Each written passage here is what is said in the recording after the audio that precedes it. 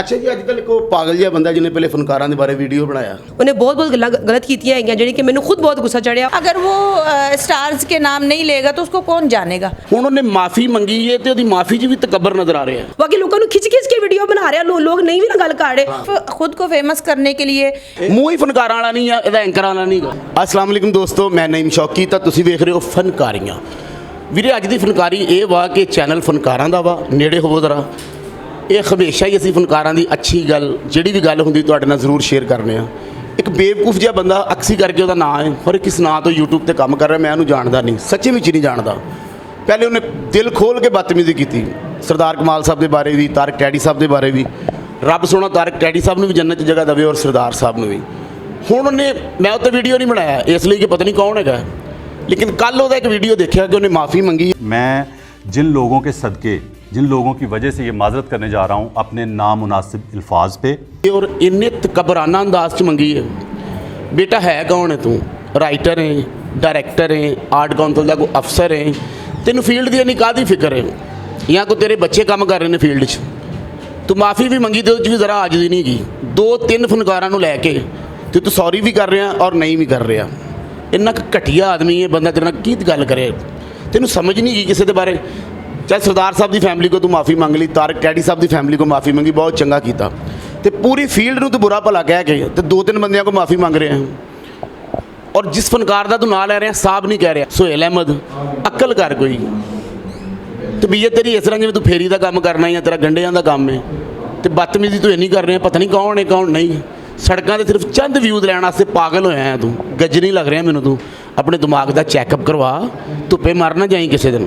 तो अज असीं दोस्तां बेलियां नूं पुछांगे कि इहदी माफ़ी च किन्ना कुछ तकब्बर सी। आओ मेरे नाल। अस्सलाम वालेकुम जी। जी वालेकुम सलाम। सर नूरी शहजादी थिएटर की सुपरस्टार। अच्छा जी, अजकल एक पागल जिहा बंदा जिन्हें पहले फनकारां दे बारे वीडियो बनाया, आप सो कॉल किसी को कंजर कह रहे हैं। जी मैं तो ਉਹਦੇ ਬਾਰੇ ਵੀਡੀਓ ਨਹੀਂ ਸੀ ਬਣਾਇਆ। ਹੁਣ ਉਹਨੇ ਮਾਫੀ ਵੀ ਮੰਗੀ ਤੇ ਇੰਤਹਾਈ ਤਕੱਬਰ 'ਚ ਕੀ ਕਹਿੰਦੇ ਉਹਦੇ ਬਾਰੇ? मैं जनाब बस यही कहना चाहवागी कि मैं खुद दी वीडियो देखी है, ठीक है। मैंने बहुत गुस्सा आया इस गल ते, क्योंकि किसी भी इंसान का नहीं बनता किसी इंसान को कुछ कहना। देखो जी, सब ने अपनी कबर से जाना है, लेकिन वो ना बहुत ही गलत साढ़े सीनियर फनकार से उन्होंने बहुत इज्जत करने हैं। उन्हें बहुत गल्लां गलत कीतियां हैं जी कि मैंने खुद बहुत गुस्सा चढ़िया। और मैं माशाअल्लाह नाल आफरीन मैडम ने भी ठीक है इस चीज़ से बहुत ज़्यादा, खुशबू मैडम ने ठीक है इस चीज़ से बहुत ज़्यादा अपनी आवाज़ उठाई। और बहुत अच्छी गल है कि किसी का भी हक नहीं बनता साढ़े उठ के गल करना, ठीक है। असीं देखो जी अपने घर के मामला जो भी है चलते पे ने, लेकिन इसका मकसद ये नहीं बनता कि कोई उठ के सानू गलत करे। अगर स्टेज आर्टिस्ट है, ठीक है, उसको गलत नहीं कर रहे, अपना हक लाल करके खा रहे हैं। लेकिन उन्होंने बिल्कुल भी नहीं बनता इस चीज़ के बारे कि साढ़े आर्टिस्टों को गलत किया जाए, चाहे कोई बड़ा आर्टिस्ट है चाहे छोटा आर्टिस्ट है। यह गलत गल है, इन्होंने इंज करना चाहिए। नूरी जी, मैं पहले फिर इत्थे भी गल करांगा कि ना वो बंदा को आर्ट काउंसिल दा है, ना कोई वो किसी अदारे का बंदा है, या ना कोई डायरैक्टर है ना राइटर है। जी मैं देखिया है मतलब कि मैं खुद उस इंसान को फर्स्ट टाइम देखिया मैं खुद उन्होंने पहले मैं कभी आज तक मतलब कि यूट्यूब फेसबुक हर चीज़ असीं खुद यूज़ करने हैं, लेकिन फर्स्ट टाइम उन्होंने देखा है, पहले उन्होंने कभी भी नहीं देखा भी। और तुम यकीन करो कि मैं जो पहले बड़ी पागलों की वीडियो बनाई ना, मैं उसके बारे वीडियो नहीं बनाई, मैं उन्हें इस काबिल ही नहीं समझिया, बनता भी नहीं। हुण जिहड़ा मैं नवा वीडियो देखा ना, वो कही जा रहा खाली सोहेल अहमद कह रहा यार सुपरस्टार ने, एक बड़े नाम वाले लोग ने, कम एहतराम ना दे लै। साढ़े सीनियर ने भाई, असीं ते खुद उन्होंने जी करके बुलाईदा सी, कदी अति करनी क्या कि इंज या असीं हमेशा हर आर्टिस्ट दे नाल जी लगाने अपने स्टारां दे नाल। बेशक तुसीं देखो तुहाडी गल वड्डी होवे, सरदार साहब की फैमिली को उन्हें माफ़ी मंगी, तारक टैडी साहब की फैमिली को माफ़ी मंगी, चलो चंगा है। पूरी अगर मैं इत्थे आना थिएटर तो मैं 20 बंदियां नाल बदतमीजी करके तो एक बंदे नाल माफ़ी मंग के चले जावां, ये कित्थों दा कानून है? नहीं, ये तो बिल्कुल ही नहीं बनता। और वैसे भी देखो एक आम जो बंदा है, सिर्फ देखो साढ़े आर्टिस्ट का नाम लैके इस टाइम सिर्फ व्यू लै रहा है, सिर्फ व्यूज़ की खातिर ना आर्टिस्ट को बदनाम कर रहा है, जो कि नहीं करना चाहिए। बिल्कुल सही। अच्छा फिर तुसीं देखो बिल्कुल ना एंकर लग रहा है, ना को आर्टिस्ट लग रहा है, रेडी वाला लग रहा है। उन्हें अखा देखिया वाकई मैंने खुद डर लग रहा सी, खौफ आ रहा सी, जिवें कुछ इंसान टाइप नहीं इंसान होंदा, मैंने जो लग रहा सी। भज लोगों को खिंच रहा सी। हाँ जी हाँ जी, और लोग को जान छुड़ा रहे सन। मैं काफ़ी इंटरव्यू देखे ने, मेरी ना छोटी बहन मुझे दिखा रही कहती है देख किवें दा बंदा है। मैं कहा यार पागल लग रहे हो, बाकी लोगों को खिंच खिंच के वीडियो बना रहे हैं, लोग नहीं भी ना गल कर रहे। और बहुत ही वाहियात जी, मतलब कि वो समझ लो कि अपनी लैंग्वेज यूज़ कर रहे हैं जी कि सानू खुद नहीं अच्छी लग रही, और साढ़े बारे गलत कह रहे हैं। Very good. देखो ना आर्टिस्ट अपना काम कर रहे हैं, फनकार अपना किचन चला रहा है, आर्टिस्टों की बहुत इज्जत है, लोग बहुत प्यार करते हैं। ये बेवकूफ़ आदमी सिर्फ व्यूज़ लेना चाहता है, ये अपना चैनल उच्चा ले जाना चाहता है, करना चाह रहा है, लेकिन गलत गल है, इंज नहीं व्यूज़ लिते जाते। अच्छी चीज़ भी तो कर सकता ना, ठीक है, लेकिन गलत चीज़ा करके हुण कितनियां गालियां लै रहे हो, ये भी तो देखो ना तुसीं। सर तेनों इन्ने व्यूज़ चाहिए ने, अपने आप को अग ला ला बाहर, हाँ बिल्कुल, कि नहीं कुछ ना कुछ कर ले, कुछ ना कुछ कर, लेकिन यार सानू ते बदनाम ना कर, ये तो गलत गल। थैंक यू सर, बहुत शुक्रिया। पिछले दिनों एक वीडियो चली, एक बंदा ना पागलों वांगर सड़कों ते फनकारां दे बारे पता नहीं की कही जा रहा सी।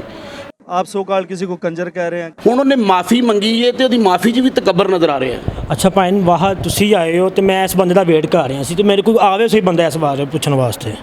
ਇਹ ਕਿਤੋਂ ਭਾਈ ਨੂੰ ਜਾਹਲ ਆਦਮੀ ਨੂੰ ਪਤਾ ਹੀ ਨਹੀਂ ਹੈ, ਸੈਂਸ ਹੀ ਨਹੀਂ ਹੈ।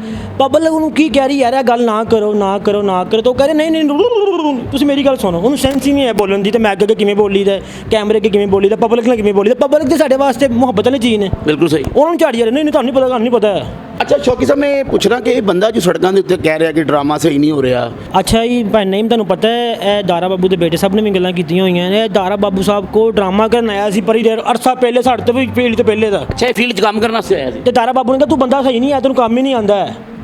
ਇਹ ਖਿੱਚ ਗੱਡੀ ਇਹਨੇ। ਇਹ ਡਾਕਟਰ ਅਜਮਲ ਸਾਹਿਬ ਨੇ ਵੀ ਆਪਣੀ ਸ਼ੋਅ 'ਚ ਕਿਹਾ ਹੋਇਆ ਹੈ। ਡਾਕਟਰ ਅਜਮਲ ਸਾਹਿਬ ਸਾਡੇ ਬੜੇ ਸੀਨੀਅਰ ਨੇ, ਡਾਇਰੈਕਟਰ ਨੇ। ਤੇ ਉਹ ਬੰਦਾ ਦਾਰਾ ਬਾਬੂ ਸਾਹਿਬ ਕੋ ਕੰਮ ਕਰਨ ਆਇਆ ਸੀ, ਦਾਰਾ ਬਾਬੂ ਨੇ ਉਹਨੂੰ ਕੱਢਤਾ ਤੇ ਉਹ ਕਸਰਾ ਹੁਣ ਕੱਢ ਰਿਹਾ ਬੰਦਾ ਵਾਲਾ। ਪਰ ਤੁਸੀਂ ਇਹ ਦੇਖੋ ਸ਼ੌਕੀ ਸਾਹਿਬ, ਤੁਹਾਡੀ ਗੱਲ ਵੱਡੀ ਹੋਵੇ ਕਿ ਤਕੱਬਰਾਨਾ ਅਲਫਾਜ਼ ਕਿੰਨੇ ਨੇ ਉਹਦੇ ਕੋਲ। ਉਹ ਹੋਇਆ ਪ੍ਰਾਊਡ ਹੋਇਆ ਪਿਆ ਵੇ। ਉਤੋਂ ਵੱਡੀ ਗੱਲ ਸਹੇਲ ਅਹਿਮਦ ਸਾਹਿਬ ਸਾਡੇ ਫੀਲਡ ਦੇ ਉਸਤਾਦ ਮੁਹਤਰਮ ਨੇ। ਹਾਂ।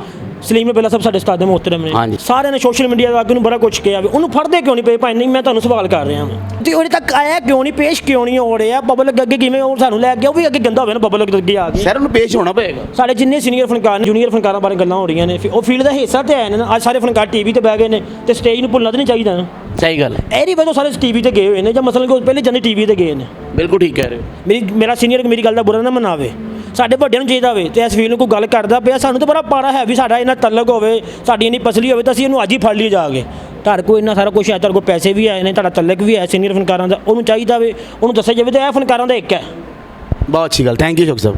ਭਾਜੀ ਤੁਸੀਂ ਵੇਖਿਆ ਇੱਕ ਬੰਦਾ ਪਾਗਲਾਂ ਦੀ ਤਰ੍ਹਾਂ ਸੜਕਾਂ ਦੇ ਉੱਤੇ ਫਨਕਾਰਾਂ ਦੇ ਬਾਰੇ ਵਿਊਜ਼ ਦੇ ਰਿਹਾ ਸੀ ਆਪਣੀ ਮਰਜ਼ੀ ਦੇ। आप सो कॉल किसी को कंजर कह रहे हैं। ਤੇ ਹੁਣ ਜੇ ਉਹਨੇ ਮਾਫੀ ਮੰਗੀ ਤੇ ਬੜੀ ਤਕੱਬਰਾਨਾ ਅੰਦਾਜ਼ 'ਚ, ਕੀ ਕਹਿੰਦੇ ਉਹਦੇ ਬਾਰੇ? ਉਹਦੇ ਬਾਰੇ 'ਚ ਇਹੀ ਕਹਿਣਾ ਚਾਹ ਰਿਹਾ ਵਾ ਮੈਂ ਪਹਿਲੇ ਤੋਂ ਬਹੁਤ ਘਟੀਆ ਇਨਸਾਨ ਹੈ। ਉਹਨੂੰ ਅਕਲ ਮੌਤ ਹੈ ਹੀ ਨਹੀਂ ਹੈ।